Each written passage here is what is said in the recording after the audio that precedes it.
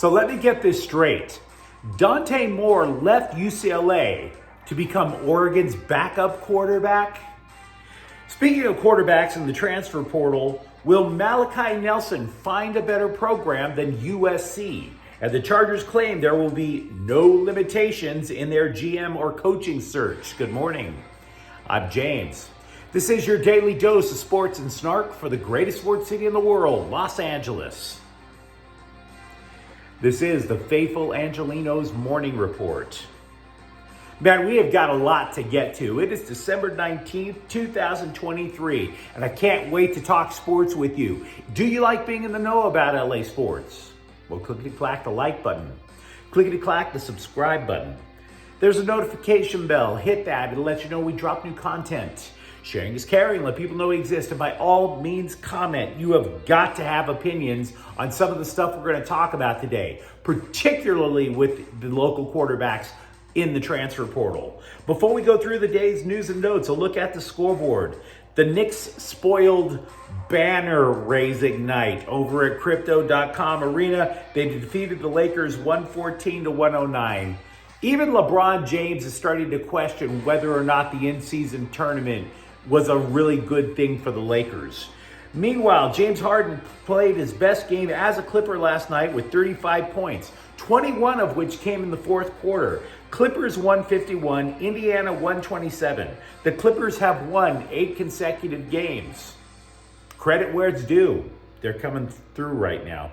Meanwhile, today, the Kings are at the Sharks at 7:30. Side note, the Kings have loaned defenseman Jacob Mauvier to their AHL affiliate in Ontario. Cal State Northridge is going to be at UCLA at 7 o'clock tonight, and USC basketball is over at Alabama State at 4. Now, there is a link, if you will, that I'm going to try to build here between both Malachi Nelson and Dante Moore. Are you like me? Do you try to follow this transfer portal stuff and it's if you're hearing circus music in the back of your head while everybody is playing a game of musical chairs, right? Will there be enough top flight teams and, I might add, top flight jobs for all of these young quarterbacks to land in? Because I don't think there is. I really don't, or are, whichever. It seems to me that the big takeaway, not just with Malachi Nelson, but with Dante Moore, leaving USC and UCLA respectively, 2 elite recruits may wind up realizing that they made a big mistake in leaving Southern California. Now, before I get into why this could be a mistake, I want to make one thing perfectly clear. They are adults, and they get to make adult decisions, which also means they have to live with the consequence of those adult decisions. I remember what a dumbass I was when I was 18, when I was 19, right? We all have to live with those sort of things. So Monday, Moore, who is already in the transfer portal, decides to go back to Oregon. Moore, you might recall, he was ranked among the top 3 recruits in the nation for the high school class of 2023. He originally decided to go to Oregon, but Bo Nix decided he wanted to play one more year with the Ducks. So Moore shrugs his shoulders, says to hell with it, I want to play, and comes down to UCLA. And down here, when that happened, oh my God, we were envisioning 2-3 years of Dante Moore versus Malachi Nelson over at SC. If you reach back into the archives of this very program, I hyped it. I admit it. I was saying LA was going to be the epicenter of college quarterbacking. Moore, meanwhile, he finishes his 1 year at UCLA with 1,610 passing yards, 11 touchdowns, 9 interceptions. He was a starter for a time. The interceptions were the reason that he got benched. But if you are a UCLA fan, and this whole story feels like that video clip of the Iron Crotch Kung Fu Masters, you know, the video clip where guys are hitting themselves in the nuts on purpose to show you how much pain they can take. If you feel that way, I don't blame you. Because Moore's decision makes about as much sense as getting kicked in the nuts on purpose. Right? He leaves Oregon. Why? Because he wants to play. Who stands the best chance of being a starter next year at UCLA? Moore had a really, really terrific shot of being the starter. Who is likely to be the Oregon backup quarterback? It's going to be Moore, because Moore is the second transfer quarterback to go to the Ducks this offseason. The first is Dillon Gabriel. Dillon Gabriel was the starter all year for a couple of years over at Oklahoma, and he was pretty damn good too. You can damn sure believe that the first reason that Moore gave about leaving UCLA, my family was going through some stuff and I should have been there. Well, obviously that's a lie. The only reason that this move now makes any sense is that Moore hated something about UCLA, but he left UCLA to be a backup quarterback.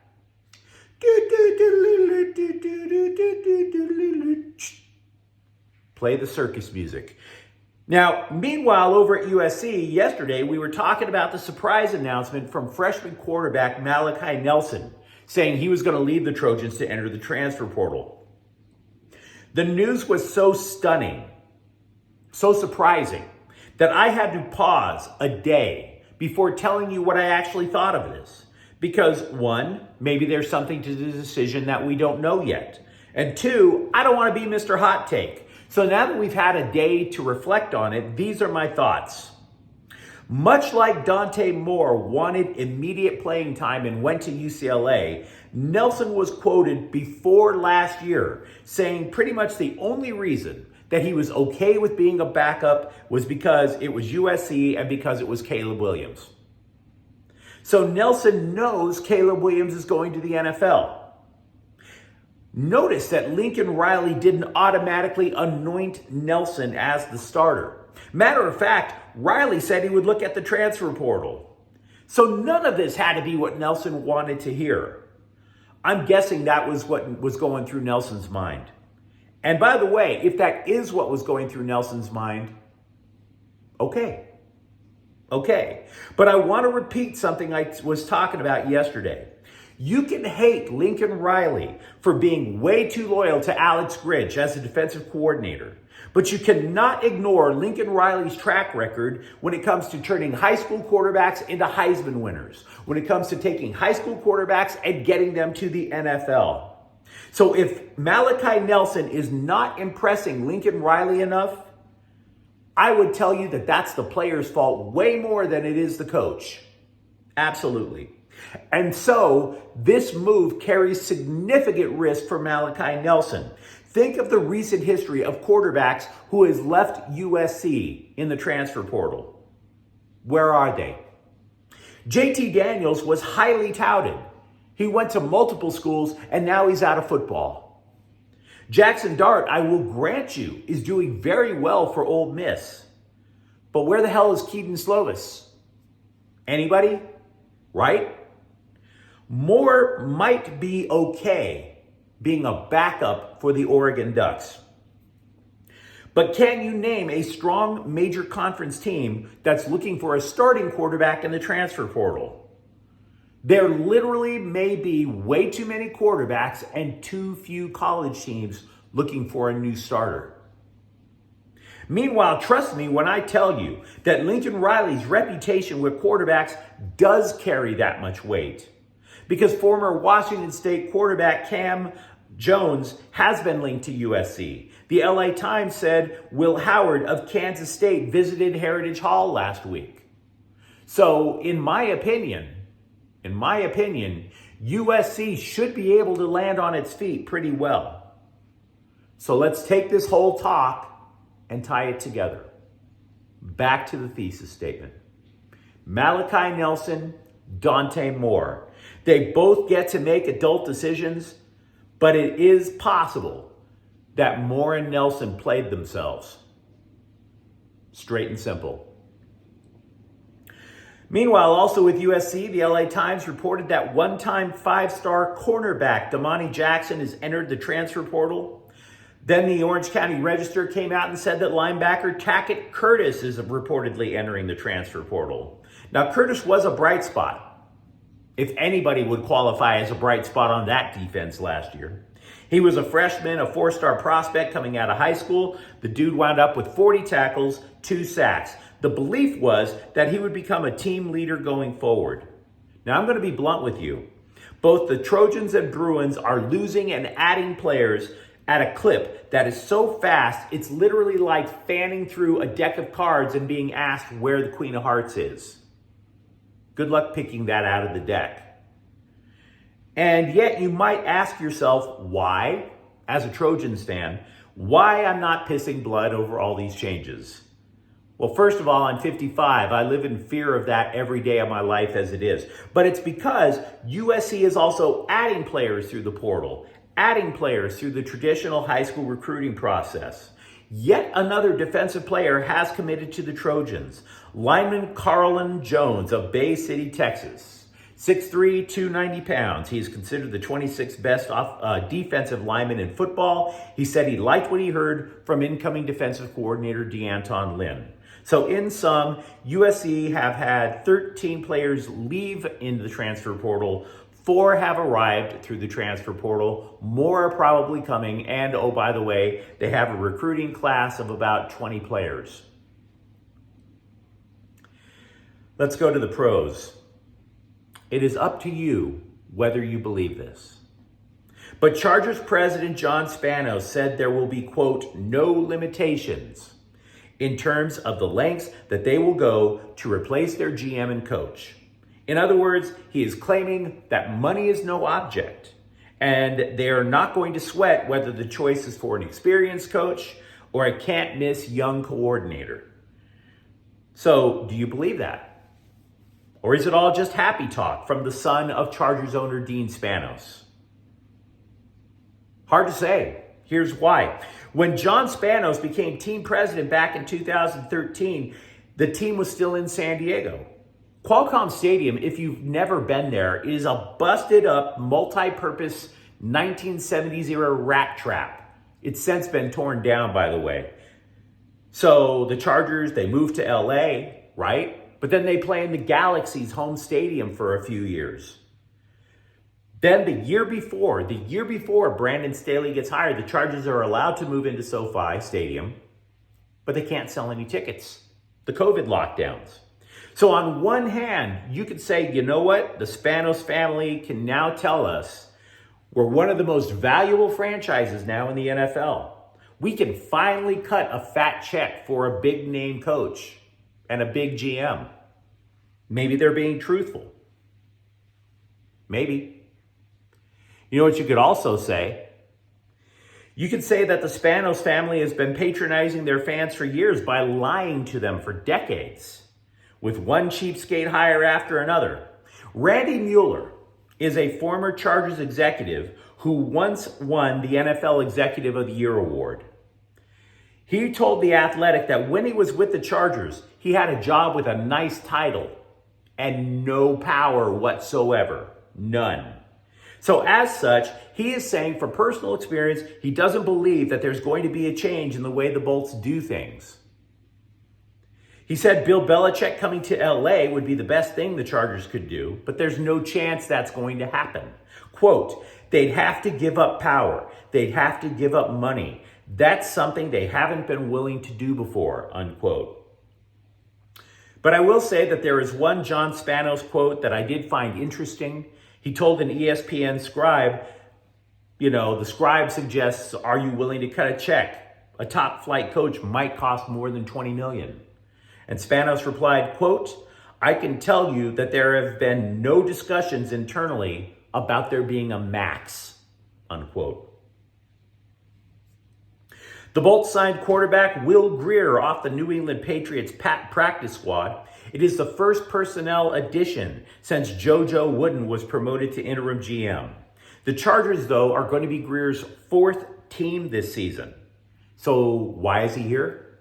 Well, he did play for the Dallas Cowboys, and that means he has some familiarity with the playbook of offensive coordinator Kellen Moore. If you recall, Moore did coach the Dallas offense before coming to LA.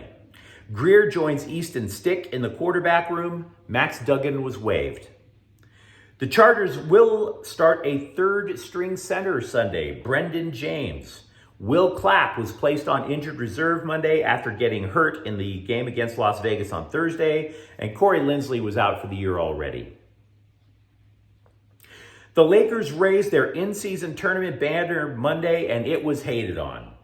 And I can't say I blame people who do hate on it, because I hate on it.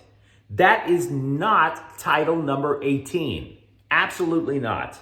That tournament is not something as Laker fans, we can't hold it over Boston. We can't hold it over the defending champ Denver. I don't even think it's something that we can taunt the Clippers with. Consider this, if you're a Clipper fan or if you're a Laker fan. If the Clippers won that tournament and raised that banner instead, Laker fans like me would be talking all kinds of crap. All kinds of it.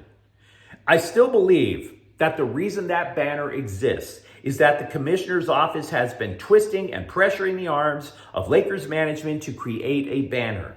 Anything to make that stupid tournament look legit. There was cautious optimism that Gabe Vincent would be able to play last night. That did not happen. Vincent has only played 4 games this season with a knee effusion. Rookie Jalen Hood-Schifino was also scratched due to a lower back injury. So I get home from work from St. Louis yesterday, and I spent some time catching up on the big board of pointless Dodgers rumors. You might recall that the scribes listed 38 players that the Dodgers were so interested in landing, right? Well, as you can tell by the circles, they're only right on 3 of them so far. The rest of the list is dwindled down to 27 names. The latest name to be removed from this list is Blake Snell. The New York Post reported that the Dodgers' interest in the starting pitcher was way overblown. You don't say. Yesterday, I realized how desperately I needed a life. I looked at the MLS Super Draft, and they actually had a mock draft. What the hell was I thinking? I did that knowing damn well that none of these players are going to make an impact for either the LA Galaxy or LAFC. Now, if you're wondering, the MLS Super Draft is going to be held today. LAFC picks 28th. The Galaxy, they don't even have a first-round pick. So I kind of am going to stop there because there's no way in hell that I'm going to start acting like the MLS version of Mel Kiper. But you let me know what you think in the comments thread. What do you think now that Dante Moore has made a decision? What do you think about Malachi Nelson's potential entering into the transfer portal? And if you enjoyed the content, don't forget to subscribe to Faithful Angelenos. We're talking LA sports every single day here. Thank you for watching. I'm James. We'll be back tomorrow. Faithful Angelenos is a Kian Corte El Queso production. Take care.